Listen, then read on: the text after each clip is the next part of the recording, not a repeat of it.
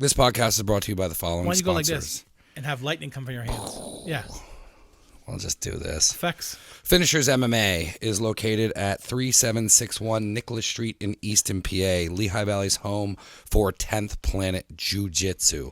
The amount of people that they have over there instructing is insane. They have J.M. Holland, John Thor Blanks opening up 10th Planet Allentown, Zach Meslaney, Grace Gundrum. It is elite teaching over there. They teach self-defense, no-gi jiu-jitsu, and kickboxing.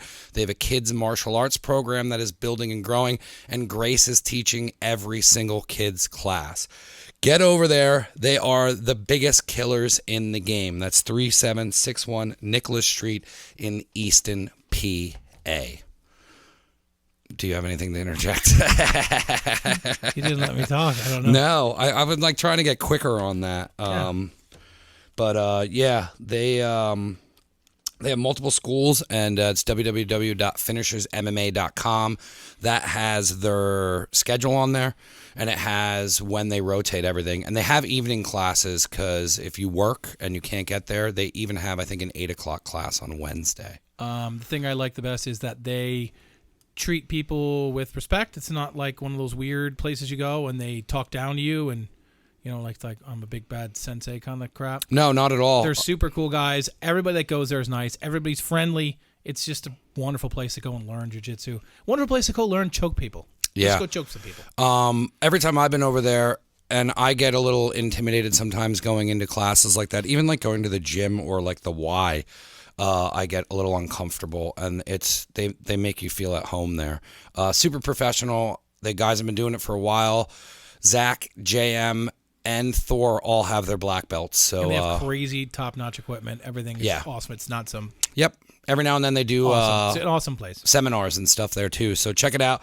It's finishersmma.com, and they are located at 3761 Nicholas Street in Easton, PA. Their social media is everywhere, so you can go find them. And thank you guys for being a sponsor. Taylor Edge Wood Company. Drew Hoagland. They make handmade and local crafting and bringing you gorgeous custom wood design. If you're looking for a custom table, nightstand, countertop, and more, they can help you. Drew made this table and that desk. A lot of people always have asked us who did this, and it was Taylor Edge Wood Company. Their social media you can find is Taylor Edgewood Co. on Facebook and Instagram. Instagram has a lot of the pictures and stuff. That's the best place to follow them. They just got the website up. It should be running by the time this airs, but that's tayloredgewoodco.com, and he's going to have cutting boards on there. Their T-shirts are really cool. I know they're doing fall shirts for that, and he's just a stand-up guy. He's done nothing but help the show since day one and has really ultimate crafting. Yeah, if you're looking to get something different for your home and you don't want to have the same boring home with the same boring box store, stupid tables that are particle board that are wrapped in crappy vinyl stuff, check him out. He'll come and give you an estimate, let you pick out whatever you want. He's a crazy nut for black walnut, and he loves the stuff, the smell He's of it. Obsessed with crazy. it. It's a little awkward, but he's very very talented. And like I said, if you want something custom and nothing says that you're cool, then I have a damn custom table and you don't. Yeah, and you get professional quotes, and he's also got that he's going to be having that on the website where you'll be able to get quotes off of there. So if you're looking for top-notch, locally sourced, everything's out of Pennsylvania. Yeah, support local people. Yeah, so hit them up. You can hit up tayloredgewoodco@gmail.com for any inquiries on what you need. Instagram's a good way to get a hold of him, and he runs it with his wife, so they're super local to us, and they helped us out since the beginning. So please go check them out, and thank you for being a sponsor. All right, our next sponsor is All Valley Rooter and Plumbing. Jared LaBarba. I've been friends with Jared for almost my entire life, and he came down to the studio looking to sponsor, and we had a long conversation, and he wanted help building in the Nazareth area. He has a lot of work in the Lehigh Valley, but he specifically wanted to get into Nazareth, and we have a really big reach in Nazareth. It's not a big place, but we do have bigger reach than anyone else here. We control the whole We town. own Nazareth. But Jared went through his whole story and told me everything he's doing, and his plumbing is top notch.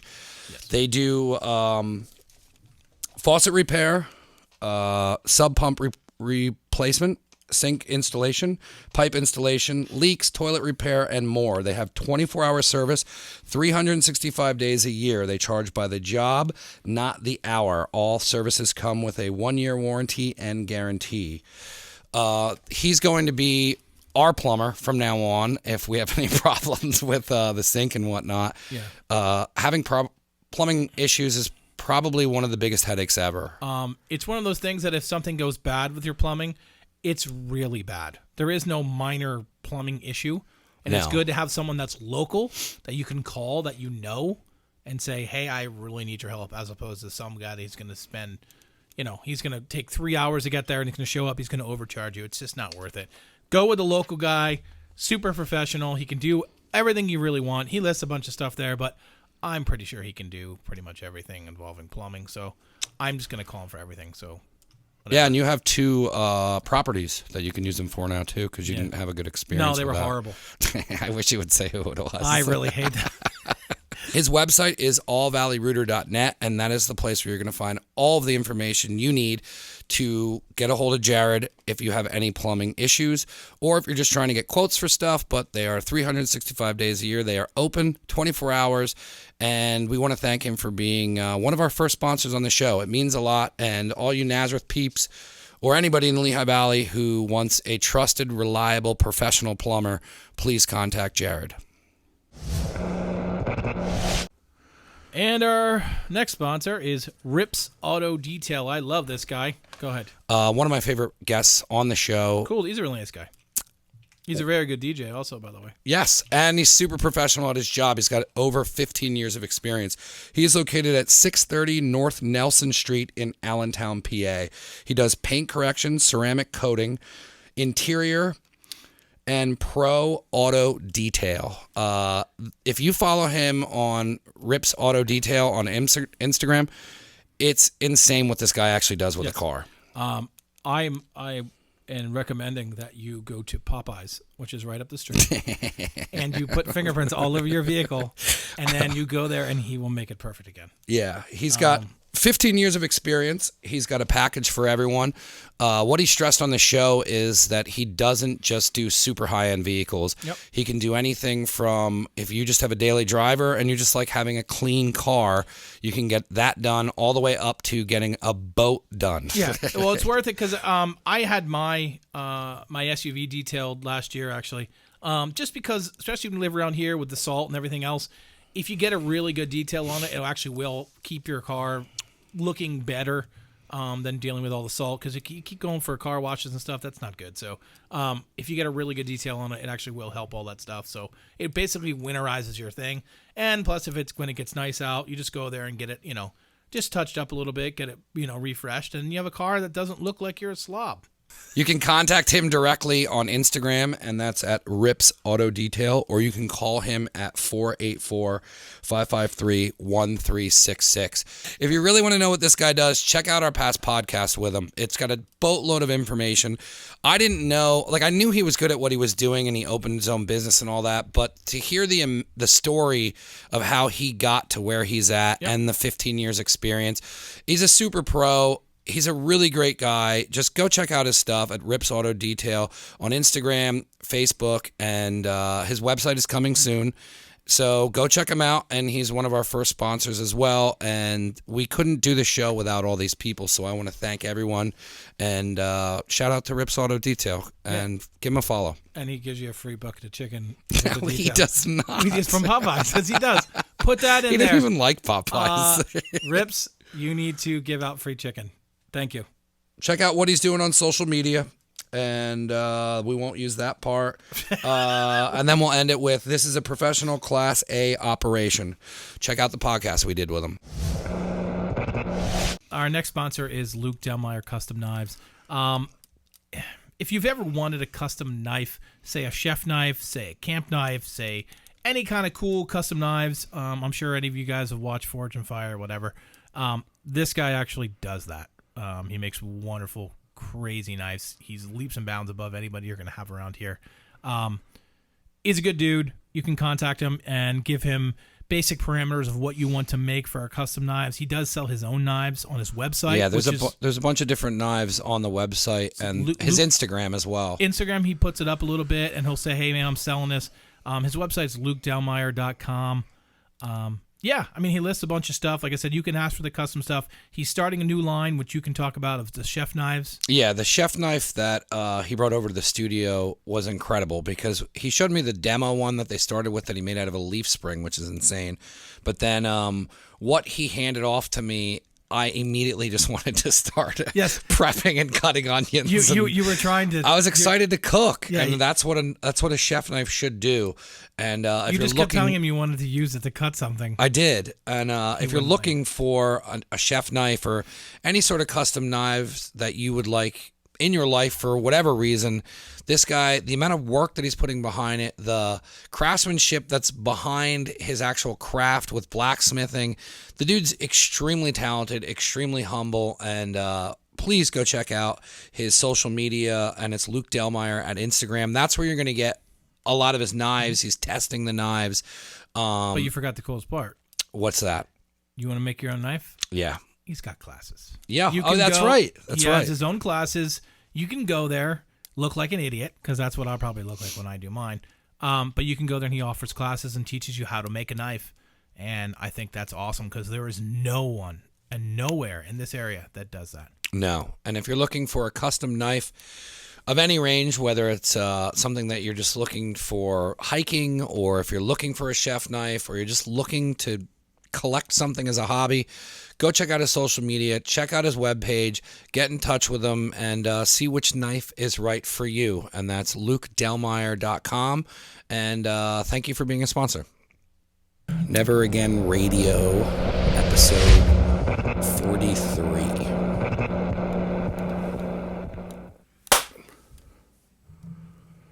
Welcome to Never Again Radio. How are you? Hi, Mike. How are you? I'm good. We wanted to do this for a while and then got kind of stuck with the coronavirus, and it's good to get you in here because there was a lull and we were supposed to do this sooner. The Bodnars, who I love dearly, and Keith just started listening to the show, but he always turns me on. He's like, hey, look, I got these interesting people and they're doing this cool stuff and you got to check them out. And if I don't, he yells at me. And he told me about you, and then he just like kind of mentioned it in passing, and then he started sending me your stuff, and he's like, I don't just like reaching out to people, so I was like, hey, like see if she's interested, and then he's like, here's all of her information, she wants to do the show, and then that's how we started talking. And when we were on the phone, you have such a cool story and how you're growing this project that's now turning into like real life stuff.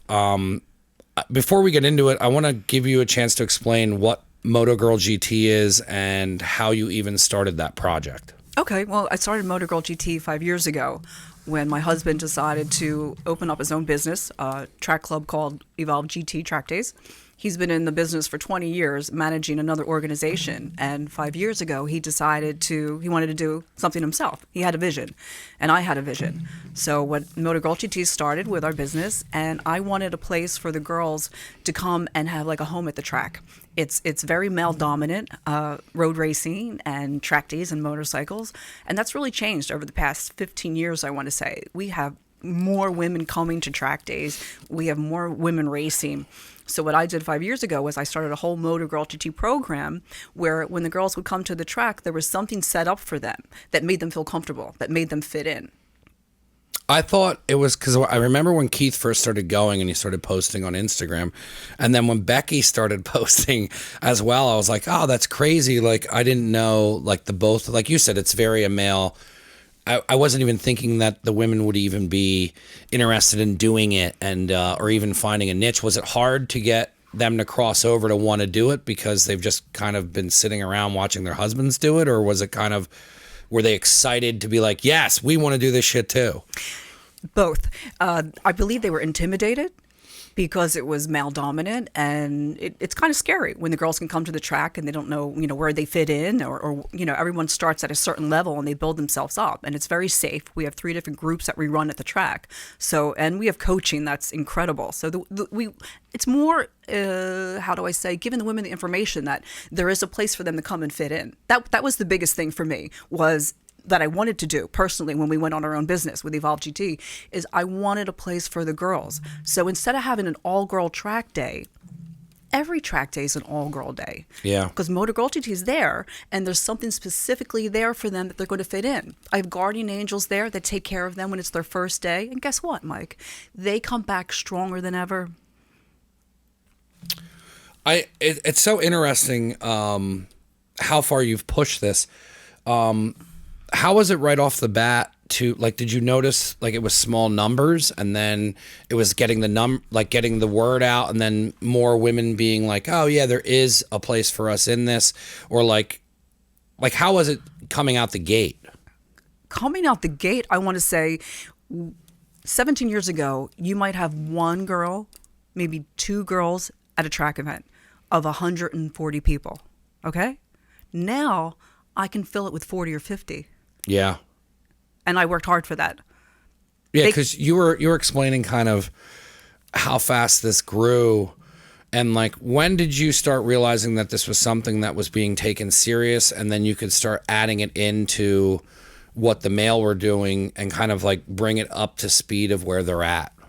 Okay, well, first of all, it was getting the girls off the street and convincing them to do a track day. They never wanted to do a track day because they thought they were going to get hurt. Just the boys do it. You have this image, this street riders that are called street kings. And it's crazy out there. They're dying because they're doing crazy stuff on the streets. One thing about track days is it's safe. You can take your bike to the limit with what it's capable of. And to get the girls in that philosophy of that, you can come to the track. It's safe. You can do what your motorcycle's made to do and lean it over and go 130 miles down the straight, and these things that they were scared to do on the street. So I think that again, getting all that information out there to them. I would go to bike events. I would talk to the girls. I would constantly had a little black book taking their information. And you get 1 girl, she tells 5 other girls, and then she tells 5 other girls, and it expanded. So I worked hard to do events, and I would go to a like Cycle Gear and have a Moto Girl GT bike night, and the girls would come out, and I would just push. I mean, I grew this. Yeah, and it's not easy doing that stuff. It's not easy getting people to come out. It's not easy to get.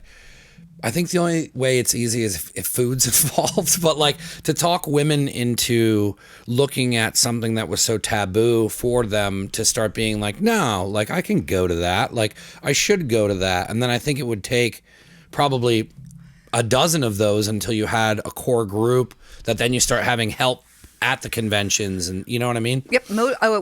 We did do the international motorcycle shows for a few years, and that helped get us out there too. But Moto Girl GT really is the first one in our great nation that really catered to the women. So I'm really proud of what I've done, and that answers your question on expanding them, getting them to the track.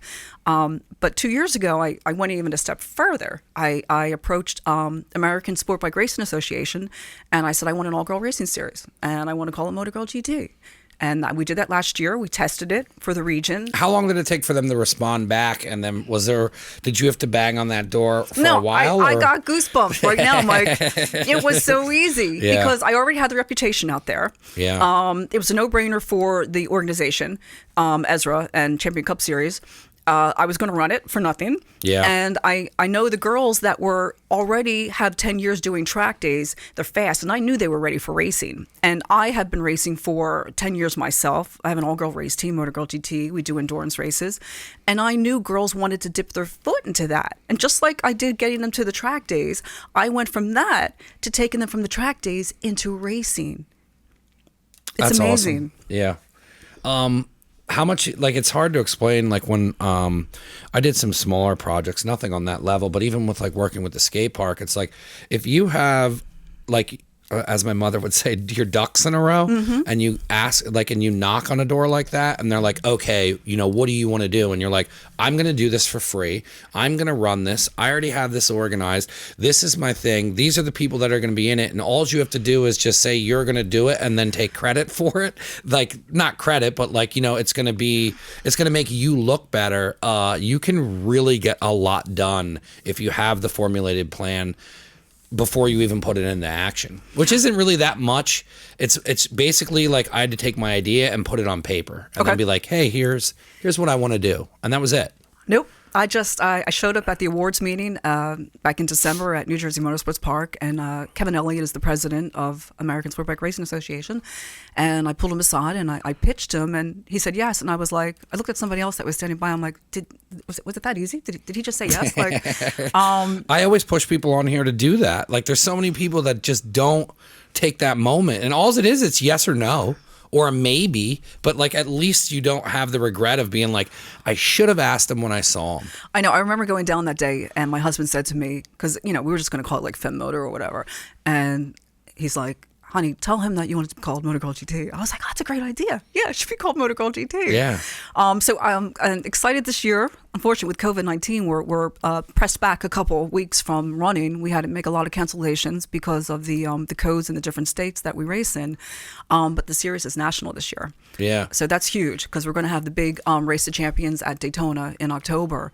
And we did that last year, and we finalized in Daytona, and we had more girls on the grid than some of the mid-class series with the boys. It was a beautiful thing. We've been getting a lot of press with Road Racing World and the papers down at Daytona.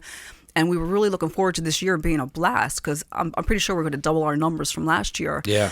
But we're taking a little break before we get rolling again. How much is it going to bump you off of what your schedule was supposed to be? Right now, we're down 4 events. Yeah. I still have 8 more. Now, are they going to push the events out further, or you just don't?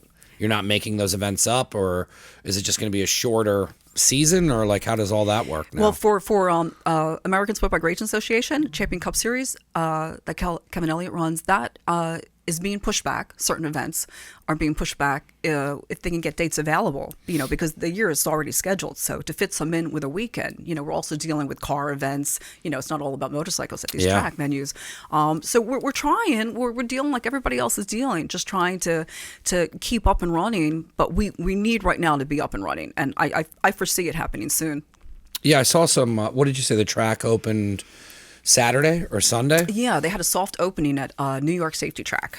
They run their own track days up there, and so far so good. Didn't hear anything negative about it, and everybody, you know, kind of kept their like distance. And you know, Mike, once you put your helmet on, all those I want to do is ride. I was going to say, for something like that, I mean, you're not in a car with somebody. It's solo to begin with. It's really just who you're interacting with before you would get there. But I mean, the people that you would be interacting with would usually be people that you were in a house with. You know what I mean? Like, it's not. I feel like it's not going to the park and being around a bunch of strangers. Exactly.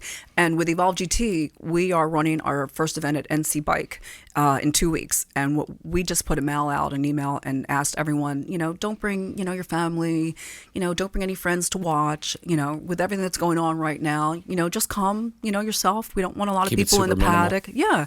And, you know, the only thing that's required is, you know, where we're going to be close with someone is when they have to go in the morning and go take their bike through tech. So we're going to have paperwork for them instead of a riders meeting where everybody's crowded around each other. We'll have paperwork as they come through the gate. And then once they get settled in the paddock, they'll know how the schedule's going to go. And when they come and tech their bikes, we'll have a mask on. And we ask that they either have their helmet on or have a mask on. But we're going to try and go through with this sooner than later. It sounds like it's not going to be, I mean, I'm sure there's obstacles, but it doesn't seem like there's that much in between actually pulling it off and getting it going. I mean, there's definitely events and some stuff where it's like multiple amounts of people that like they're probably not going to get their shit back up until it's like cleared. But with like solo stuff, or like, it doesn't seem, I mean, you guys lost a couple races, but it seems like you could definitely get back somewhat of what was going to be this year. Yes, we lost a couple races and we lost a couple track days.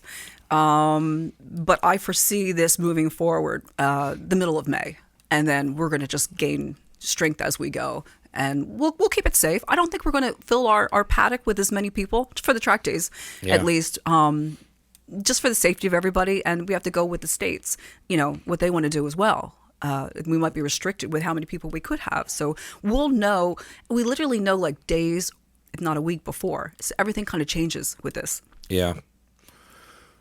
How was it creating this and then like having Moto Girl GT and like this was kind of your baby and you grew it, and then now talking about how like you guys have this racing series?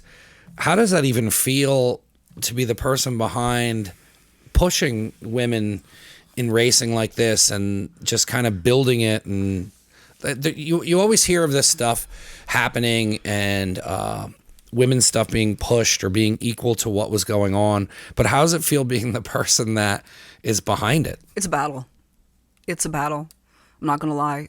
Last year was my first year with the racing series, which is completely different than the track days. The track days are fun.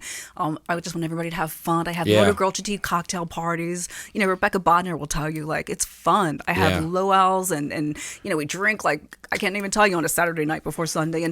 And they like it. And that was part of me, Mike, of making it comfortable for the girls at the track, doing the track days, was having these fun parties, having these fun photo shoots with their bikes on the track. And the guys would just kind of stand there or whatever. But you know what? They came along. Yeah. With the racing, that's been difficult.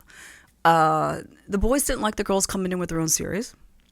I can talk about threads on social medias where I have like 300 and something negative comments about what I'm doing, and I shouldn't be doing, or I shouldn't be the director of the Moto Girl GT racing series. I have no idea what I'm doing.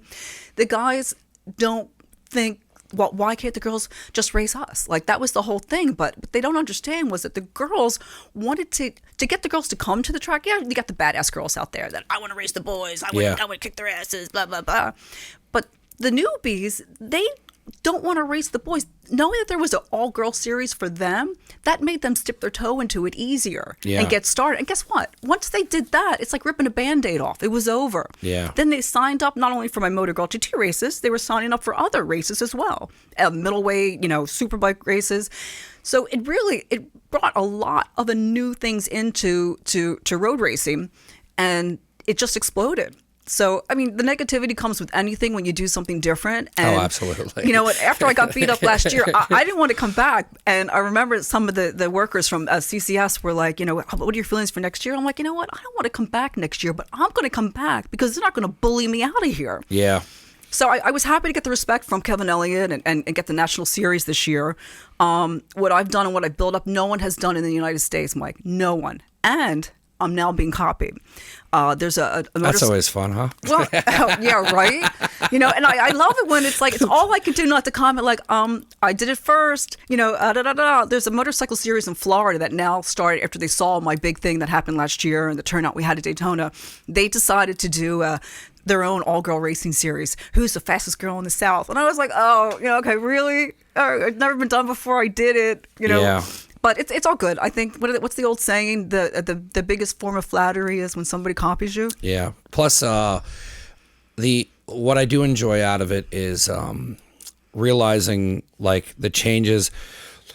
Like if somebody's starting to copy what you're doing or a format of what you're doing, or just kind of keeping it similar. I always like knowing that I'm past that, or like. You're always on to bigger and better things. Absolutely. Mike, so you and I were thinking alike. So it's like if you look at somebody, you're like, yeah, cool. Yeah, I did that. This is next. Now we're doing this. So you're always going to be the person. You can't touch me with a national road racing series. Yeah. You can't. Yeah. And the girls are coming. And I'll tell you what, I was a little upset. The season started at Roebling Road Raceway for us in March. We did actually get one race in.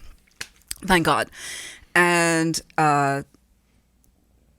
Champion Cup Series did a press release.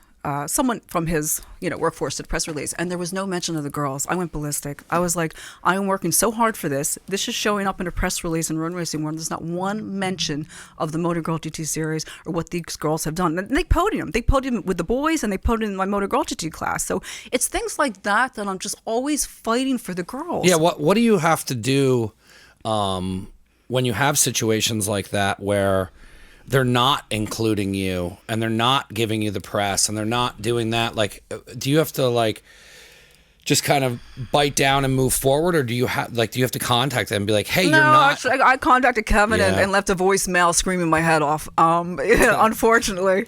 You're good. Just keep going. So yeah, I did kind of have like a little I don't know what you call it, regrettable, because you always want to do business and be what's the word for it, can't think of professional, for lack of a better word. Yeah. But I was upset. And when your emotions go with something that you're so connected to, that you're growing, and there's so much behind it, and it's your idea, and it's coming to life, and you just want it to be perfect, and then you care about the women's feelings, and it's all about doing this stuff, and then somebody doesn't. They're like, oh yeah, by the way, like, we didn't mention you, and it's but like, guess well, what? what the fuck? guess what?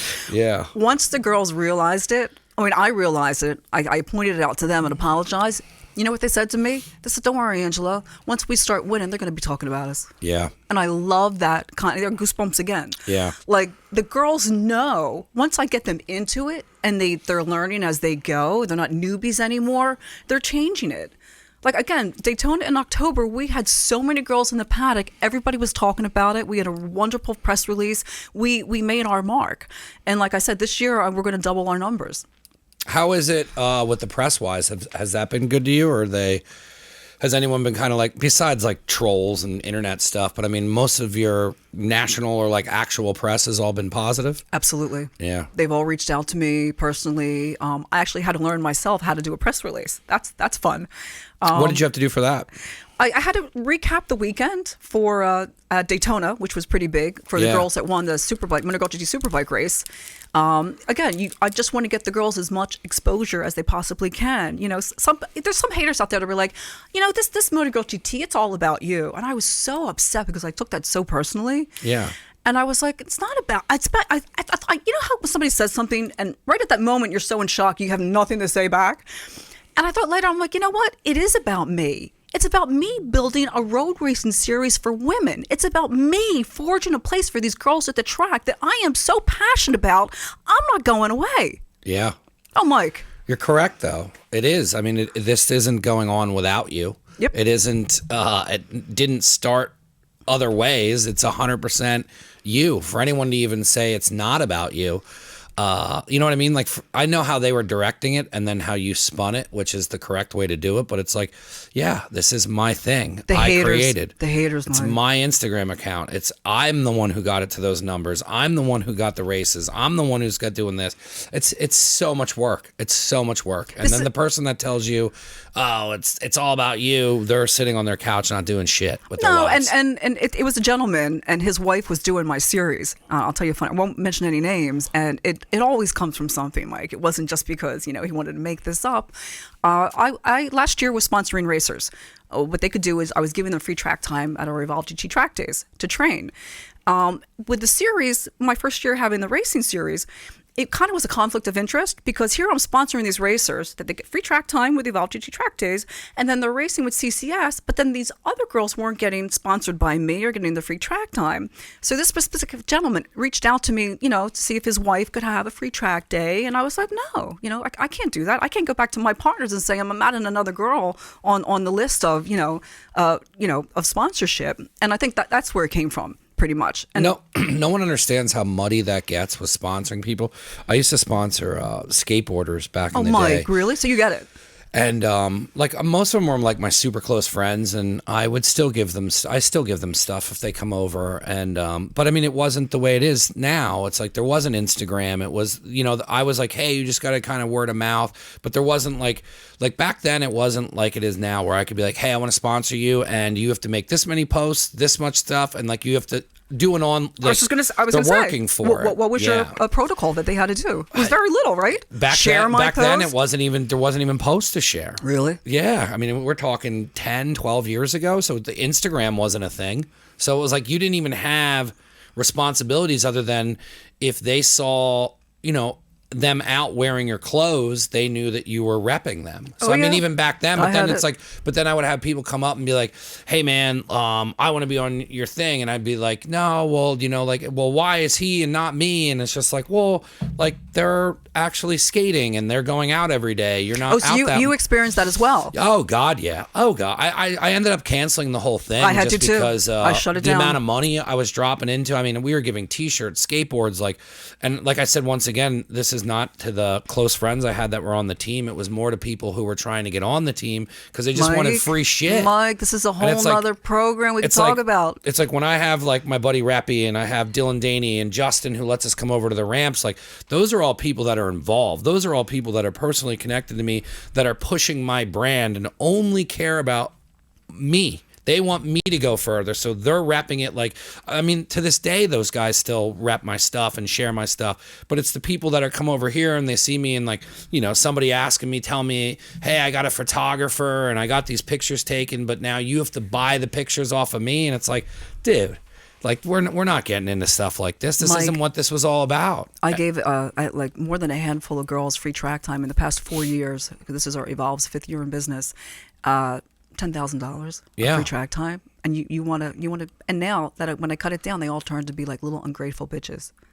Most of them. Is that most of them? Yeah, I mean, And you know what? That's sad. But Yeah. like you said, like somebody copying you? Am I going to sit there and cry about this? No. Obviously made a mistake. Yeah. You don't see like what this has done for you or platformed you into, you know, your career in racing. I mean, I try and help them in every way.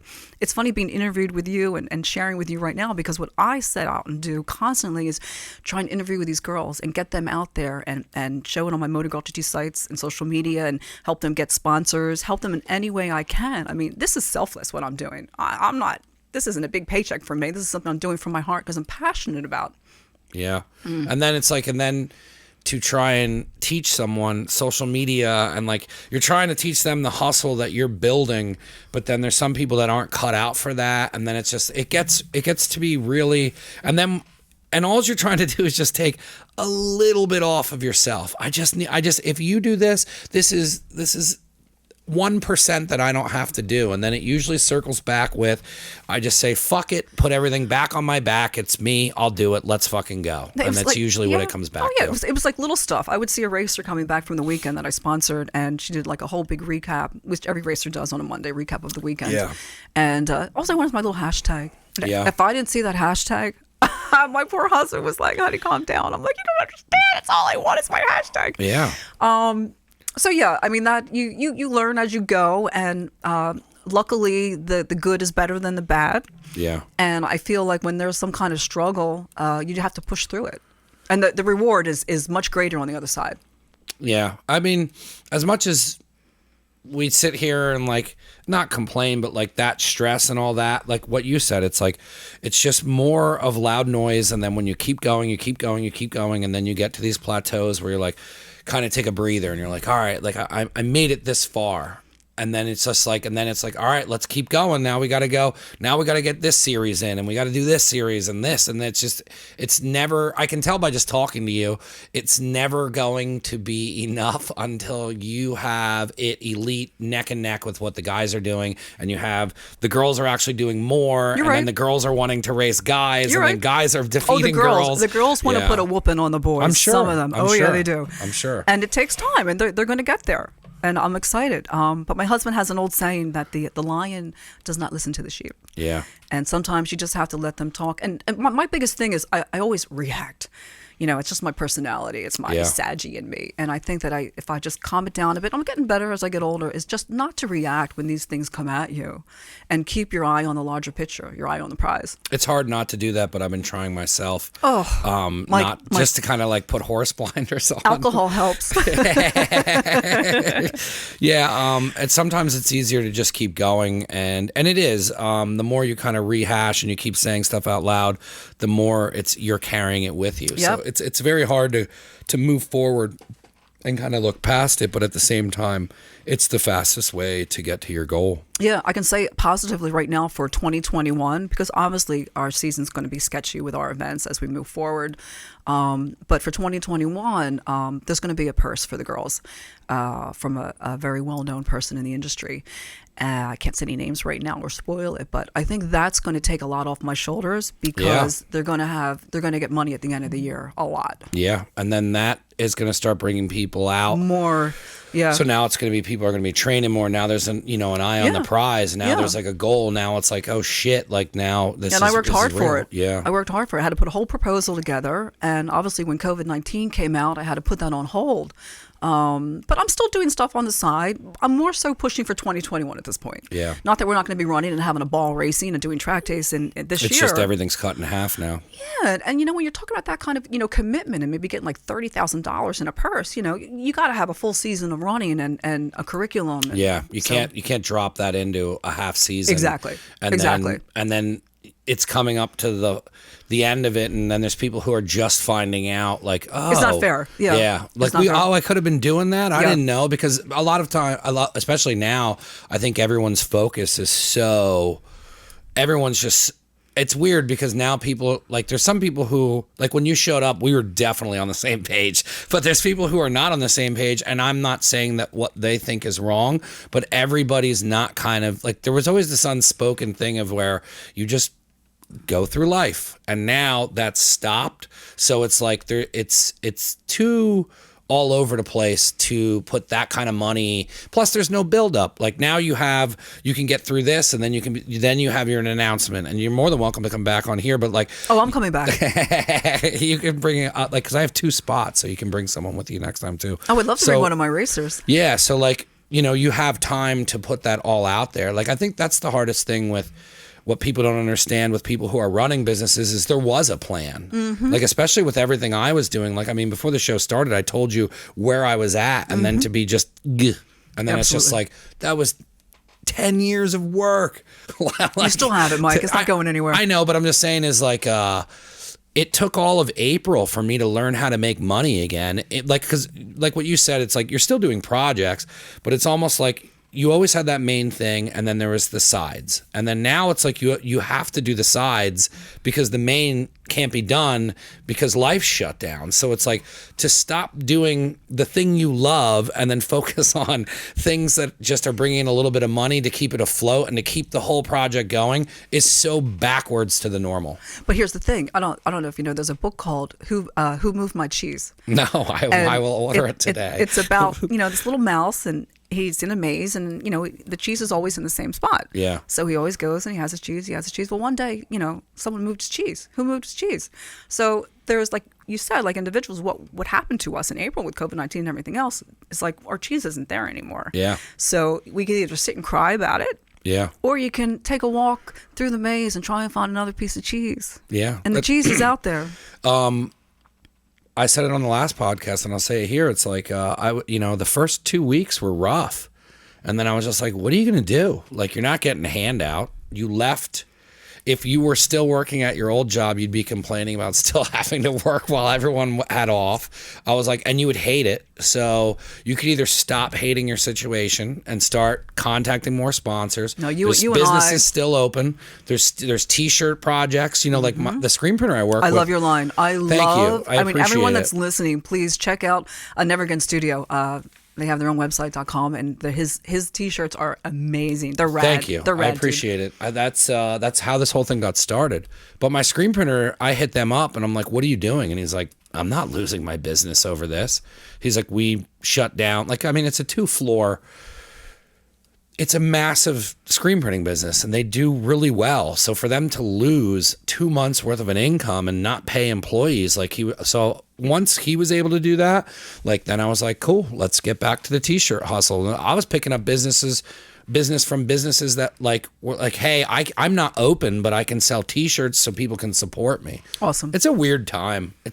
But now where I'm at going into May, I'm like, all right, cool, fuck April. That sucked. But now I know how to run now in May. You do. Yeah, you do. Now, like that, I like to run. I don't like to just chug love along. your energy. I'm Yeah. always to the wall with everything. Absolutely. Anyone who knows me, they're like, there's no happy medium.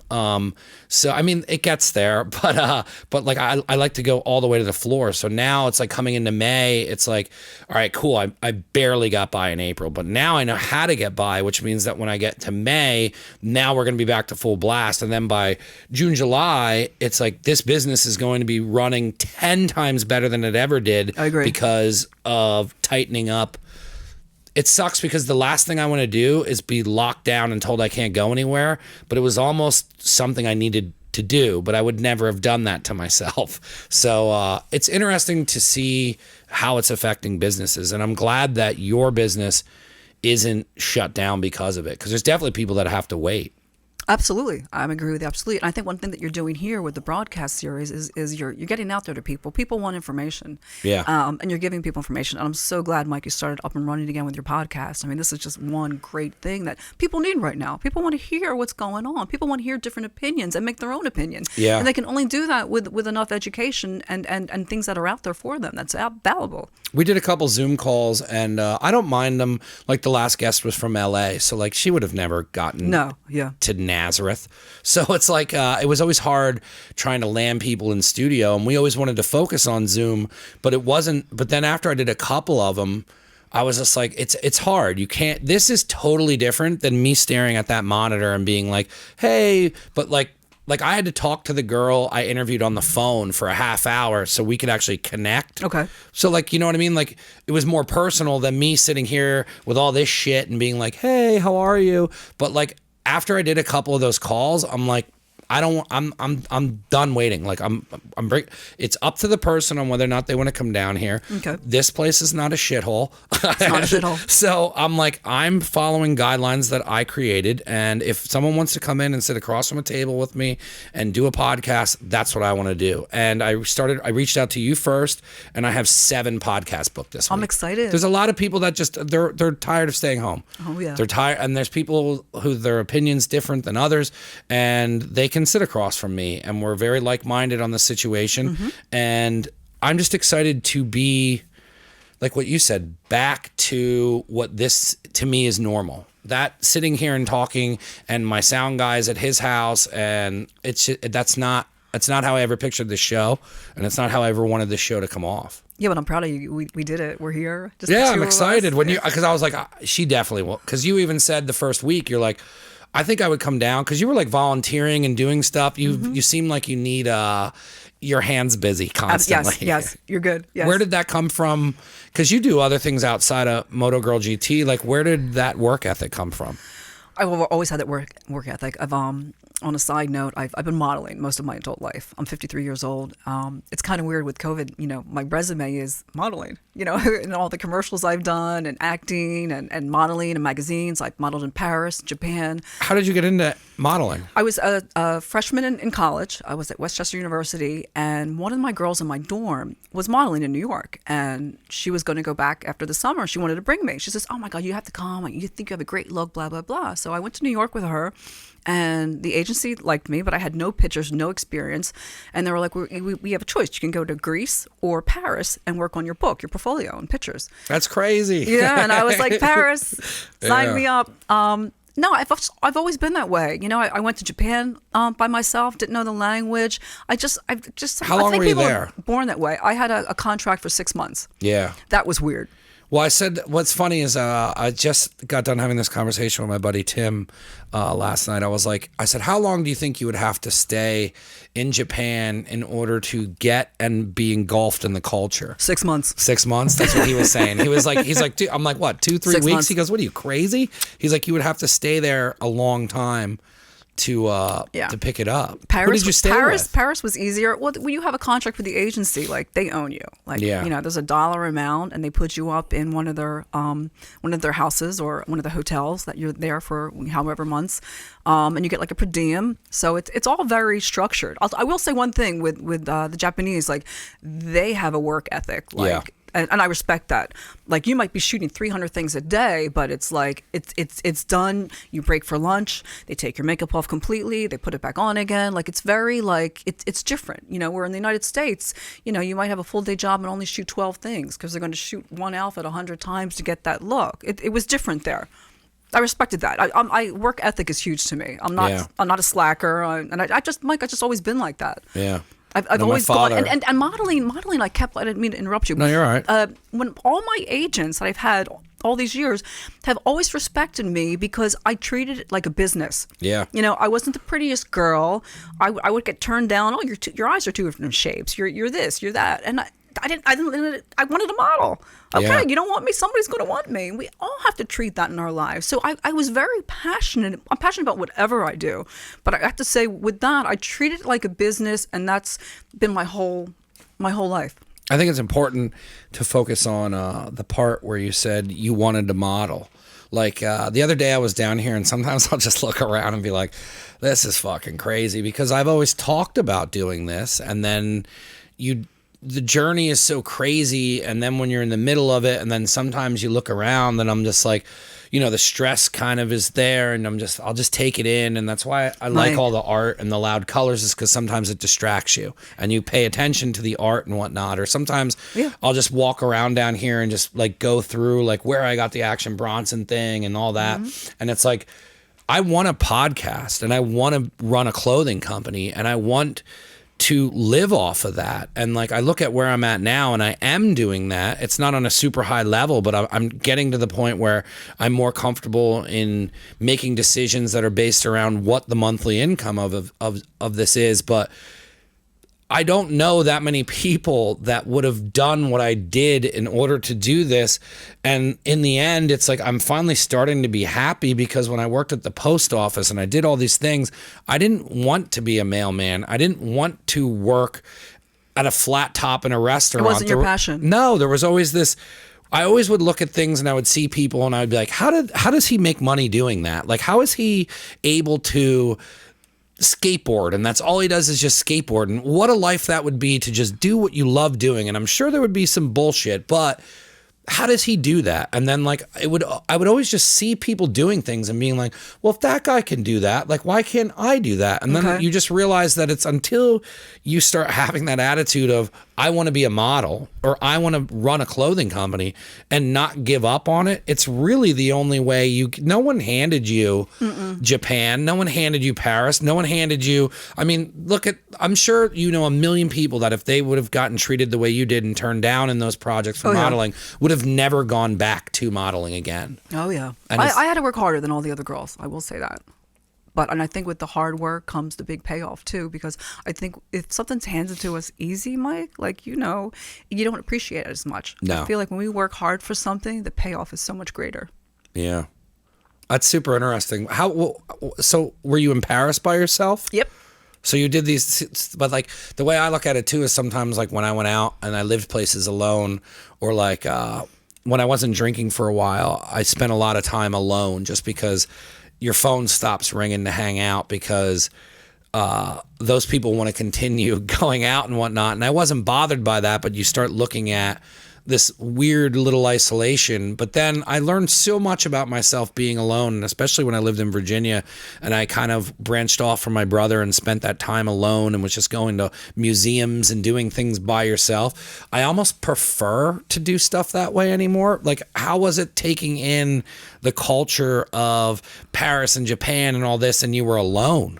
Well, I guess I like being alone, maybe, but I love it now. we have a lot in common. Like, when you spend that time by yourself, it's precious now. Yeah, and I feel like one of the great attributes from modeling, attributes is the right word, but one of the great things that I had from it, taken away from it, and I'm still doing it, but on a less lower scale, was the traveling was a big part of it for me. So Yeah. a lot of girls were happy just working in the United States, making six figures, doing what they were doing. But I wanted to, hey, if I go to Japan, I want to go to Japan, Paris.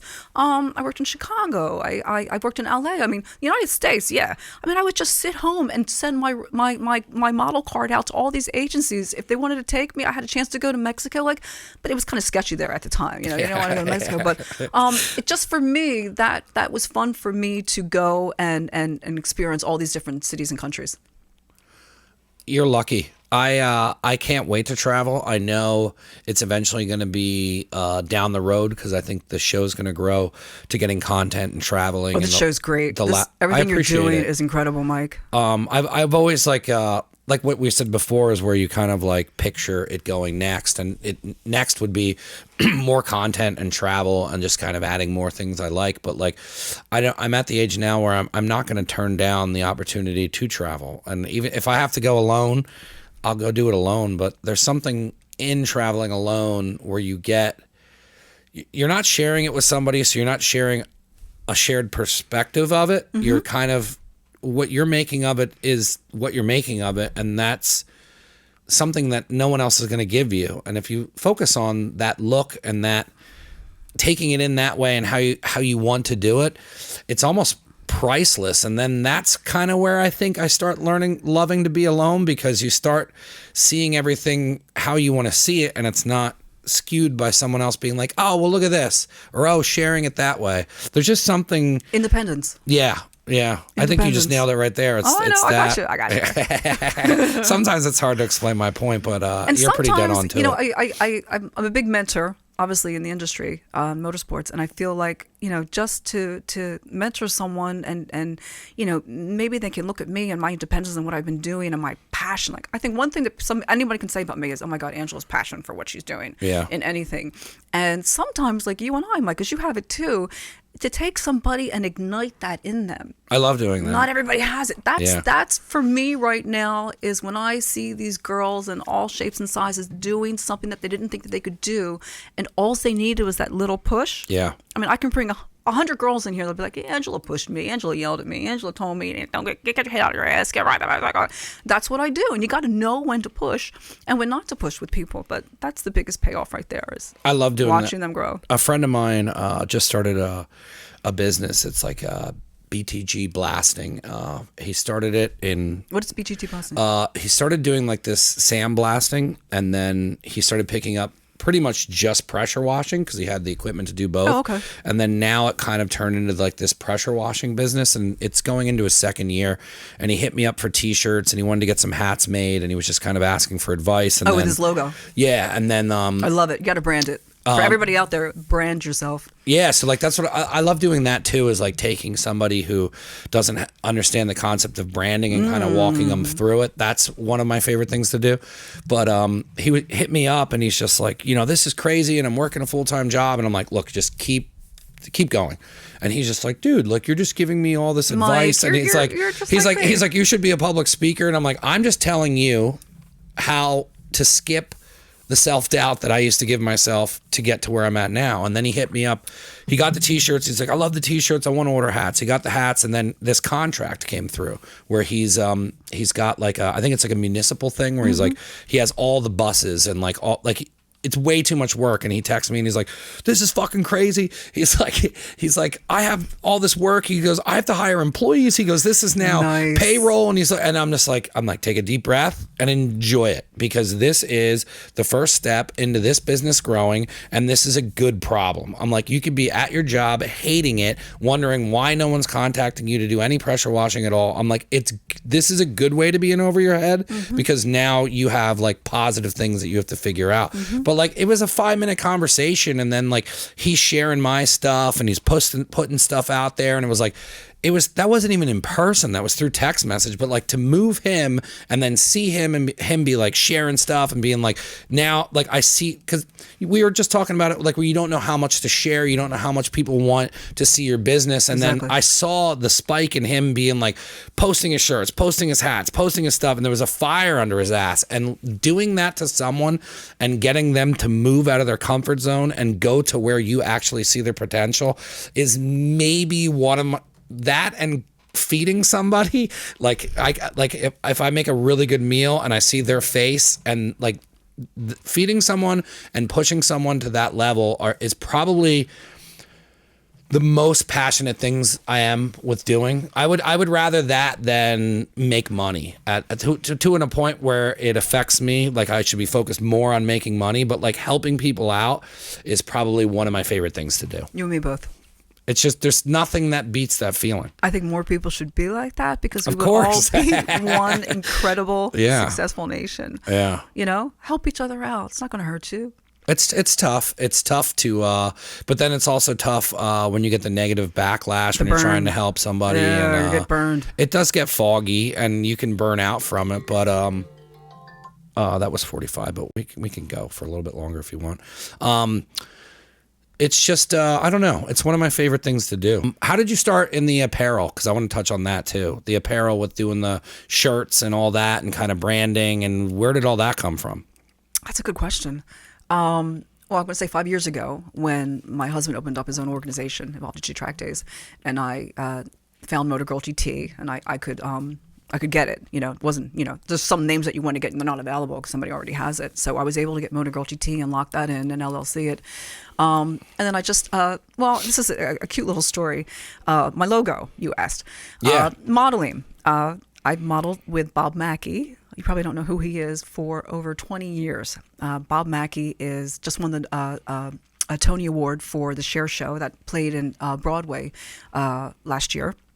And he's older. He's like in his 80s, but he did all the wardrobe for the Carol Burnett show back in the day. Like, he's a pretty big designer. He's done Cher. He's done Diana Ross. The name's very familiar. Yeah. And he's huge. I mean, he's got so many awards. I don't want to like make light of it, but I bought him a box of crayons. He was on his way. He came to QVC, who I model for, one of my accounts, and I got him a box of crayons and paper. And I said, oh, when you're on the airplane, if you wouldn't mind doing a little sketch for me of like a girl on a motorcycle for my brand, Moto Girl Gt. And he looked at me real cute and laughed. And then maybe 4 weeks later, I get this FedEx package in the mail with a CD.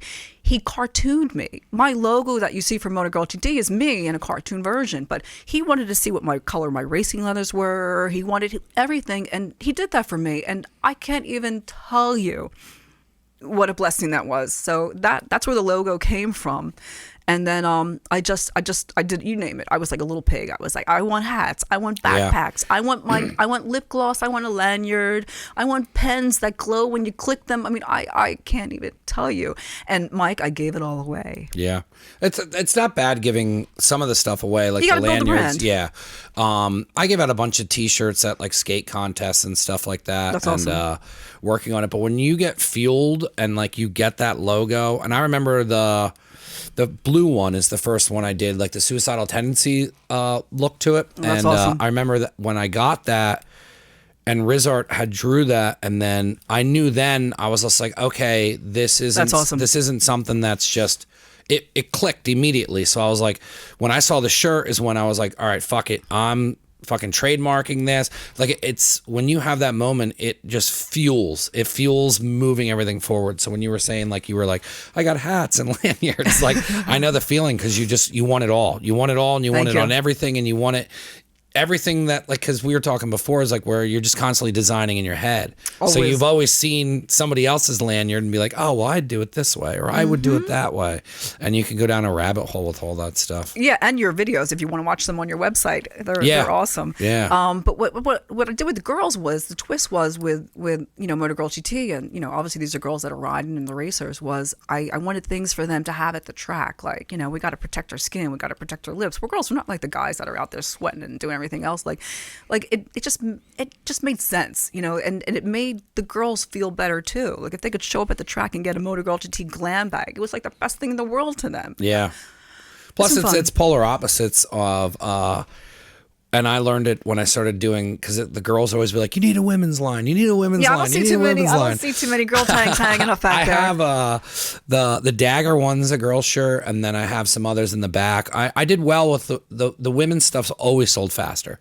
It always sold faster. And then you could do more accessories. Like, I did a dress, and that sold out immediately. Oh, really? Yeah. So like, it's actually, it's fun creating clothing for women because you have a bazillion options of things you can do. I With agree. guys, it's just black t-shirt.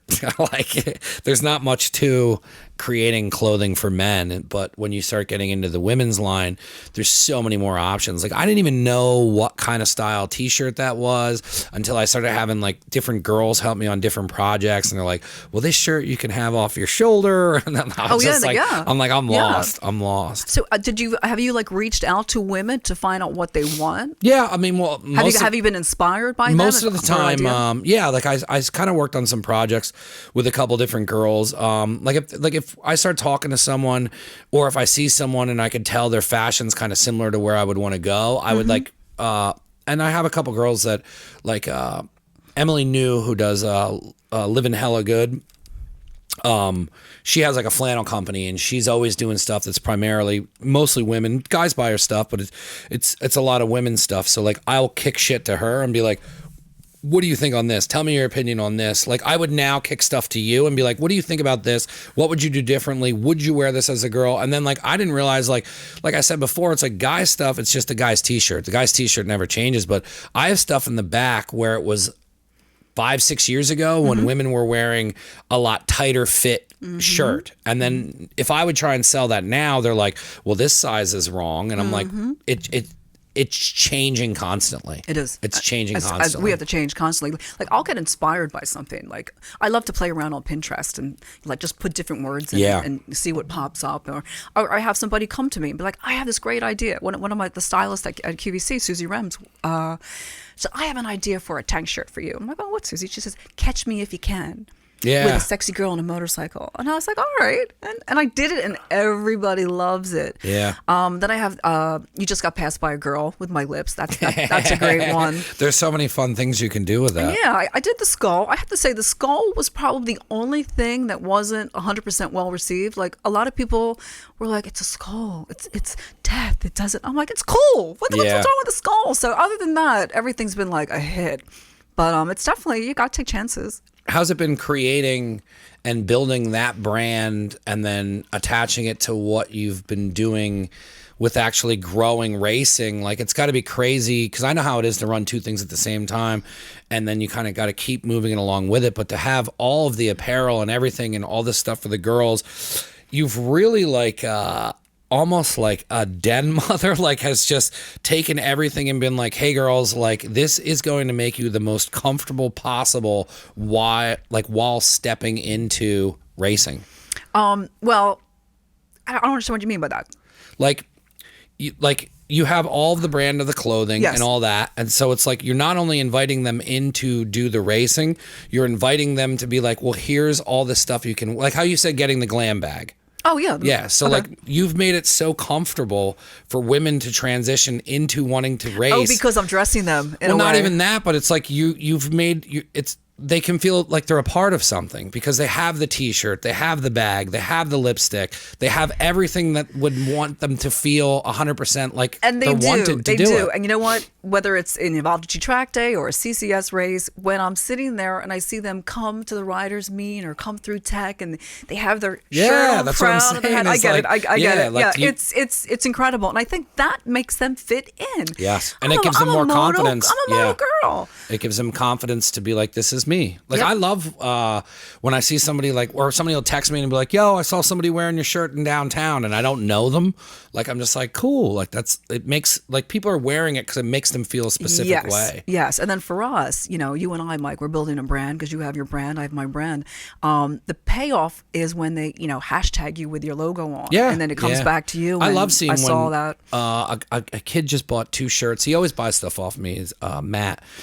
He posted all the stuff he bought and he was like, yo, thanks again, shout out. And then it's like, you share that, and I was like, it's awesome, man. Like, it feels good when people, it took a while for me to start accepting the love from it, just because it was just such a narrow path and you got so much going on. But the older I got, the more I'm just like accepting the fact that, like, yeah, thank you for supporting me, and this isn't easy to do, and I appreciate it, and like, I do need your help. And you're so cute. Like, but it takes a while till that shell comes out and you're like, hey, thank you. Like for you, it's like you need those girls Yep. in order to push your project. Just Yep. like I need listeners and people buying my clothes. And it's like, it feels nice sometimes to take the weight off your back and just be like, oh, thanks. Well, what we both have in common, we have a lot in common, Mike. Like you said with your brand and your manufacturer, you actually help people with their own business that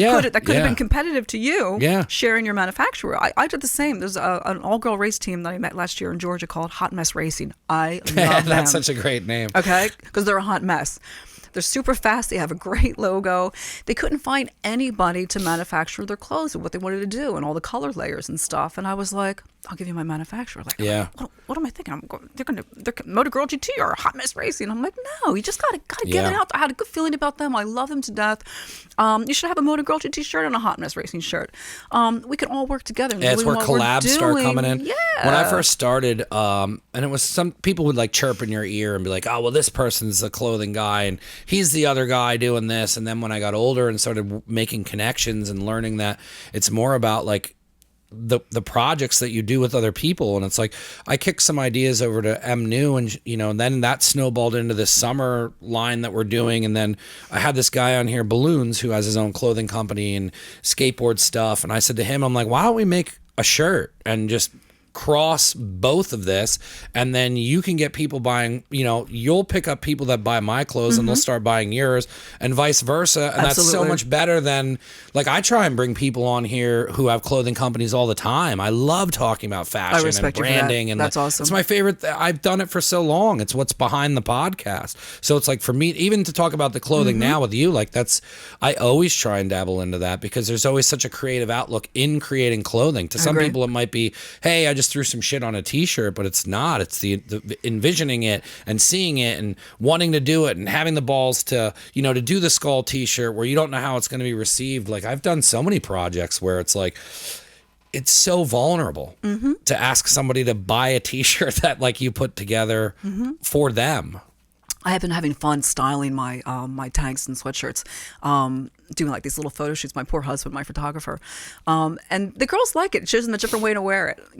I put it under like a business pantsuit or just different ways to rock it. That's good. That's a good idea. Yeah, it's great for content. Yeah, too. and getting people outside of the moto industry to purchase the Moto Girl GT shirts as well. You don't have to have a motorcycle to be a Moto Girl. No, and that's the thing too is. I love people who just like they'll buy my shit and they don't care what the shirt is. They're just trying. They're Listen like, to you. That's not good verbiage. People are hearing this. I'm just saying, like I have people that they'll just buy a shirt. Like, hey man, I want to support you. What do you have in my size? Oh they don't care what it looks like. Oh, They just want it. Oh yeah. And then that's when I started branding the logo with the podcast and the clothing. That's one of my favorite ones. Yeah, but I mean that brought everything together. But like when I did that, I started noticing that guys and girls were buying it, and then it was like that's the other thing too is like that nobody realizes is like all these T-shirts is just test and error and to see what people are wanting to buy and like to be on top of fashion. And then like my friend Ramane is like you should look into colors, and then like I started paying attention to what she's saying. So then now it's like when I drop my sweatshirts, I look at what colors are popular in the fashion for that year. But it's like. Who's the Monton color of the year? I love that. Who's teaching anyone any of this shit? Who decides it? Yeah, but it's like if you start paying attention to trends and stuff, you will move more stuff. Yeah, but it's like there's so much to it. Yeah, we can never lose the street savvy. We always got to go to those, whatever bike night or some festival or something. Are you still setting up all that? Well, I mean now it's not. Well, no, I do events with stores. People reach out to me, like Cross Country Cycle up in New Jersey. We work closely with them. Go over, pop up Moto Girl Gt canopy. We'll have like a morning meet and greet. It's a destination ride for their members or their people that come in, and it's fun. You just get to get your word out there, and I'll go anywhere. I don't care. I mean, this is what I love to do. We don't do the motorcycle shows anymore because they're not cost effective. They've kind of gone down over the years. Yeah. And, but one thing I loved about it was I love talking to people. I love talking to people. Yeah. Sometimes it's I'll end up down here Talking to yourself? No, I do talk to myself quite a bit, but I'm saying if like a customer comes down, because like I said before, if they're local, I'll just knock the shipping out and they can come pick it up. Yeah. And then you start getting into telling them, well, like, oh, what are you up to? And then like how much we were talking before we even started the show, like I'll end up down rabbit holes with people. Just I can doing see that. I can see that. And then I don't know. I don't really talk about what I'm doing much to people unless they ask. I'm not like trying to be like, hey, this is what I'm doing. No, I feel like I uncovered some layers from you in this interview. I share sometimes. Yeah. What do you have going on, and like as far as like everything with Corona, like what's the next step in what you guys are doing, and when do you think everything will start? I know you said you kind of lost 4 races, but like when do you predict that this is all going to kind of start rolling out? End of May for End racing. of May? End of May for racing, and the middle of May for track days. And then that's when you're going to kind of pick up basically full steam at that point to get back to where you were? I'm going to say full steam, end of May, and absolutely 100% for June. I'm gonna put a big bet on that. Yeah. I foresee it happening. People are ready. I think, you see all these rallies in the different states and stuff. Like, people want to get back. Yeah, and I started following a couple different people who race just from Keith, and I could see some of them are at the track already. Oh, yeah. Oh, yeah. They kicked off an event at New York Safety Track this weekend. It was the first weekend of May, and it was successful. And I think that's going to, like, forge the way to, opening all the tracks back up again, as long as the states allow. We have no control of it. But I want everybody to know, like, this is not us. It's not Evolve setting the rules or CCS saying, we're waiting for the states. Yeah. It seems like things are starting to open. Like they did the golf courses, they did the farmers market around here, and but also like I've also noticed, like I've been hiking almost every day just to kind of like keep my mental, and I've noticed from the beginning to what it is now is there's just everyone's tired of being in their house. I agree. Everyone's tired. Like the weekend when that weather hit, it looked like normal. I was like say, the traffic picked up with the warmer weather. It's like we went to the Delaware Water Gap and we got there at 7:30, and the parking lot was full. When we left, there was cars parked all the way down. It was just, there was no more room. That's how many, it was like we were almost parked in. Like people are tired. I think that's going to be the big push into things going back sooner than later, is just the amount of people that don't want to. It's too long. I will never look at being like, hey, I would really need a month vacation. But we had it, didn't we? Yeah. Whether we liked it or not. Yeah, I don't think I would enjoy a month off again. Mike, you've been pretty productive this month, or last month for April, right? Yeah, we talked earlier. I mean, it was hard. With brainstorming, a lot of stuff too is my friends who are not working now and getting unemployment, and there's a bunch of different ones, but like some people are working, some people aren't, but it was like them being like, hey, what are you doing? And I'm like, I can't stop working. Me either. It had to, like, I actually worked harder in April than I have ever with anything. Me too. I was always on the computer. I was always reaching out to different organizations to see if they, like I said, I'm working hard on sponsorship for the Moto Girl Gt series for 2021. And, you can have a door closed, but then you can have another door open. But I try. I see it out there, and I just want to make this series the biggest thing ever. I think you're on your way to doing it. I want to wrap up just because I don't want to keep you here all day because we won't stop talking. But I think it's important what you're doing. You're definitely going to come back on the show a million times just because of there's so many aspects of when I started looking into you with your design, your branding, and then the stories with the modeling was so awesome with the travel. But it's so important how much you're pushing racing and what you want out of that niche with women. And I think it's really cool what you're doing. And like what you said before is this shit is about you, and this wouldn't be going on if it wasn't for you. Oh yeah. And I don't know, I like to pick people out who are doing stuff like that, and kind of like a hats off to what you're doing. It's not easy. I mean, for me to do what I'm doing and then to see what you're trying to do, which is 20 times harder than what most people are doing, and you're getting the shit done. I am. It takes a very specific type of person, and that's what I wanted to showcase on the show today. Oh, thank you. And I just want to give a shout out to my husband, Bill Sink, because if I didn't have him behind me and believing in me, I wouldn't even be here talking about any of this. Once again, like I said, you will definitely come back on. I want to give you the opportunity to push and plug where anybody can find out if it's women looking to race, if it's just people who want to follow social media just because you got some really Hit cool me up. content. I'll answer any of your questions. I have a website, motogirlgt.com, and my phone number's on there, my cell number. You can email me. I mean, ask me anything. I'll You help weren't hard to get a hold of at all. Nope. Cool. Thank you, Mike. So it's Moto Girl. And what is it on Instagram? Instagram is Moto Girl GT. Cool. So everything's pretty much everything's Moto Girl everything's GT. Moto Girl GT. So anything you look up will give you that. If you guys need more information on it, you can contact me as well.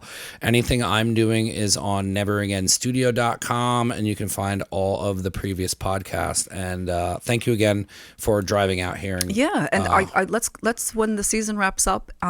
The end of October, why don't we come do back it again on? and then we're we can gonna have a lot to talk about. Yeah, because everything's going to be so weird from now until October. But you can definitely bring one of the racers back, I would or your love to do husband, that. or whoever you want, because we can do 2 guests. Awesome. Thank you so much. Thank you, Mike.